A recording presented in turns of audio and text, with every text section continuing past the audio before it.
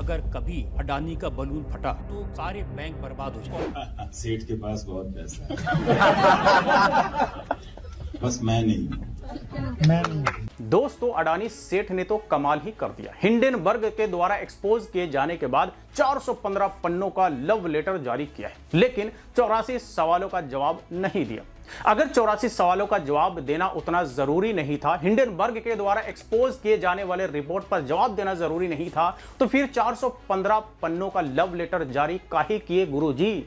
ये भी तो सोच समझ लेते कि भाई 415 पन्नों में बखान करना या फिर 84 सवाल का जवाब देना आसान, दोनों में कौन था? बहरहाल वरिष्ठ पत्रकार रवीश कुमार जी इस पर बहुत कुछ कहते हैं। सेठ के पास बहुत पैसा है।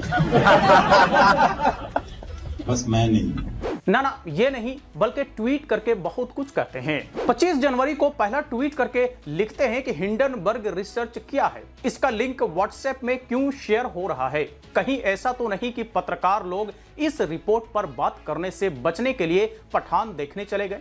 क्या पता पठान को हिट कराने के लिए हिंडनबर्ग रिपोर्ट लाई गई हो। ईडी को हिंडनबर्ग के दफ्तर में छापा मारना चाहिए। देखिए, बात तो इन्होंने बहुत पते की है, लेकिन दुर्भाग्यवश हिंडनबर्ग का कोई ऑफिस या कोई ब्रांच ऑफिस इंडिया में नहीं है, नहीं तो पिछले कई दिनों में कई सारे छापे ईडी, आईटी, फलाना ढिमका सबका पड़ चुके होते। लेकिन अडानी सेठ पर नहीं पड़ेंगे। भले ही उन्होंने कई लाख करोड़ का घपलाबाजी कर लिया हो, भले ही उन्होंने पूरे देश को चूना लगाया हो, भले ही उन्होंने पूरे देश के नागरिक को ठेंगा दिखाते हुए मूर्ख बनाने का काम किया हो, लेकिन किसकी हिम्मत कि उसके खिलाफ जांच शुरुआत करे? बहरहाल रवीश कुमार जी गोदी सेठ को लेकर के आजकल बहुत मजे ले रहे हैं। एक और दूसरा ट्वीट ये करते हैं 27 जनवरी को, और इसमें लिखते हैं कि गोदी सेठ की गलती, ग्लोबल चैनल से पहले ग्लोबल रिसर्च संस्था को खरीद लेते, तब कोई नहीं पूछता कि गोदी सेठ के ग्लोबल चैनल पर ग्लोबल खबरें क्यों नहीं है। वैसे इस बात की चर्चा शहर में कहीं नहीं है, क्योंकि शहर के लोग तक ट्रैफिक जाम में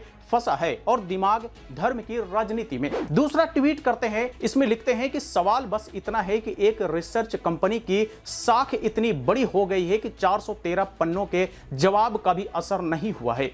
अमृत काल में अकबर बादशाह का नाम अमृत राजा कर देना चाहिए। तो ये रवीश कुमार जी सीधे सीधे अडानी सेठ के बारे में कई सारे ट्वीट दे दनादन दागते हैं। सवाल बड़ा सीधा है, सिंपल है, और इन्होंने भी वही बात कही कि अडानी सेठ के बारे में दरअसल बात करेगा तो कौन? और हमें और आपको सबको पता है कि पिछले कई दिनों से अडानी सेठ का ये घपलेबाजी की चर्चा पूरे दुनिया भर में है, लेकिन हमारी यहाँ की गोदी मीडिया कहीं मौन व्रत रख करके बैठी हुई है, आलतू फालतू ऊल जुलूल मुद्दे पर डिबेट चला रही है। यानी कि हम और आप गोदी मीडिया से उम्मीद नहीं कर सकते इतनी बड़ी खबर को लेकर के कि वो इस पर डिबेट करेंगे, चर्चा करेंगे, बात करेंगे, लोगों तक सही सही जानकारी पहुंचाएंगे। हिंडनबर्ग ने जो खुलासा किया है वो देश की आंख खोलने वाला खुलासा है, लेकिन कई लोग आज भी आंख बंद करके ऐसा कहते हुए दिख रहे हैं कि भाई हम विदेशी लोगों पर यकीन क्यों करें?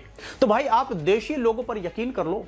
क्या किसी ने डिबेट चलाया? क्या किसी ने इस पर खबर चलाया? क्या किसी ने इस पर कोई रिसर्च, कोई डिबेट या किसी भी तरह का इस पर इन्वेस्टिगेशन हुआ? नहीं हुआ और होगा भी नहीं। आप देखते ही रह जाइए, इंतजार में ही रह जाइए, लेकिन हमारी यहाँ की मीडिया कभी भी इस पर चर्चा नहीं करेगी और अडानी सेठ के खिलाफ कभी कोई कार्रवाई होने नहीं जा रही है, कोई जांच पड़ताल होने नहीं जा रही है, कोई ईडी, आईटी, फलाना ढिमका का कोई रेड नहीं पड़ने जा रहा है, क्योंकि गोदी सेठ हमारे चौकीदार के बड़े फेवरेट है। और भाई फेवरेट लोगों के घर में ना ईडी, ना आईटी और ना फलाना ढिमका होता है, बल्कि उनका तो स्वैग से स्वागत होता है। तो भाई अडानी सेठ का तो आज भी स्वैग से स्वागत ही हो रहा है, भले ही उन्होंने 4 लाख करोड़ रुपए गवा दिए हो या उन्हें 4 लाख करोड़ रुपए का जोरदार झटका लगा हो। तो सवाल वही जो बड़ा सिंपल है कि आखिर अडानी सेठ के खिलाफ कोई कार्रवाई क्यों नहीं? अडानी सेठ के इस तरह के धोखाधड़ी, गड़बड़ झाला के खिलाफ कोई डिबेट क्यों नहीं? इस पर चर्चा क्यों नहीं? दरअसल ये मेरा सवाल है, लेकिन मुझे पूरा यकीन है कि इसका जवाब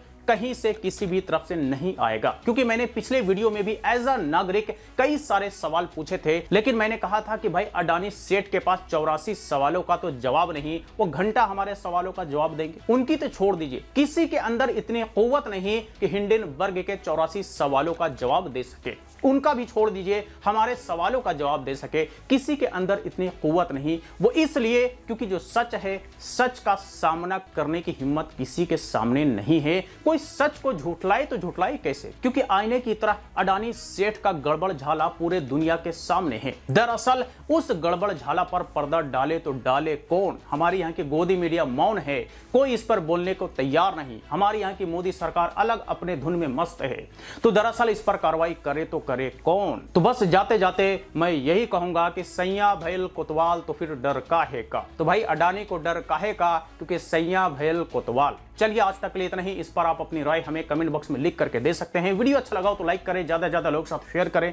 फिर मुलाकात होती है किसी नई वीडियो के साथ, तब तक के लिए इजाजत दीजिए। Bye bye.